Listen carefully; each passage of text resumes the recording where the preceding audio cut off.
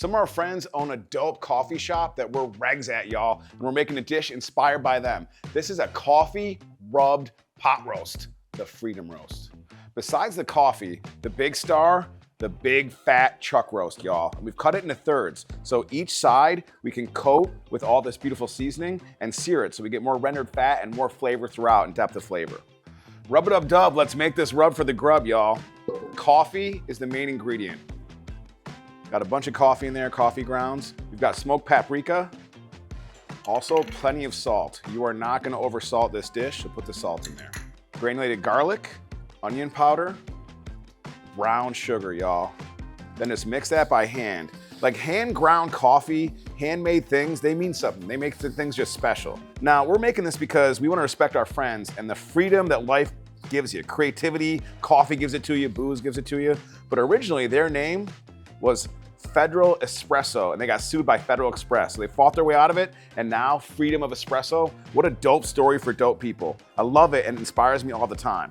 Once you've rubbed your meat, if you know what I mean, get a half stick of butter and heat it up, melt it really good into your Dutch oven.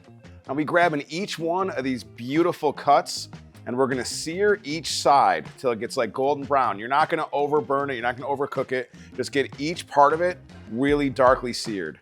Now, we're gonna start getting this pot roast roasting, y'all. Before we do, you're gonna see the bottom of your pan is gonna look like it's burnt. It's not. These are the coffee grounds that have turned black, but that's okay. This is fond, so while we're cooking, we're gonna keep scraping it up. More butter in the pan and keep scraping up that fond. Then we got a whole bunch of onion, some shredded mushrooms. This is key, they release moisture. And then some smashed garlic, like 6 or 7 cloves. Now keep stirring this until the onions are translucent and keep scraping up that fond. If you gotta add more butter, that's okay. But this might take 6 or 7 minutes. Now while we're doing this, you're gonna see as I scrape it, see how all the blacks come up? That's the fond, so we're gonna keep doing that. The other thing though, while we're going freedom and our people there, baby, we always feel free to drink with them, and we use a malbec because we love that type of stuff. So go about a cup or so, and now you're gonna keep stirring this and scraping up that fond until your wine reduces by about half. That should be like 7 or 8 minutes. Maybe less. Our wine is reduced because of heat and because I've been drinking it. The next step is putting that beautiful meat back in. So put it in there and you're gonna see all your veggies cook down and push it down right in there so the flavor will start getting into it.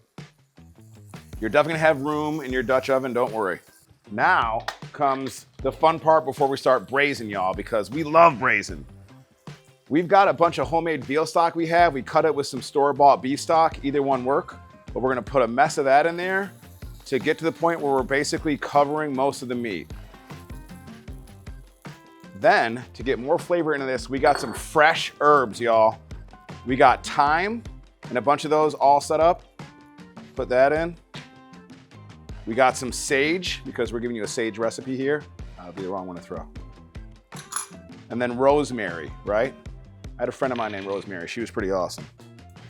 So now we're gonna heat this up, stir it around a little bit and get all those herbs in, and then bring it to a simmer.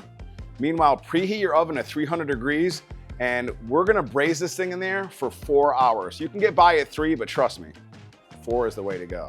The longer, the better, if you get my drift. Time to feast on the Freedom Roast, y'all. We got some mashed taters, but check this beautiful concoction out.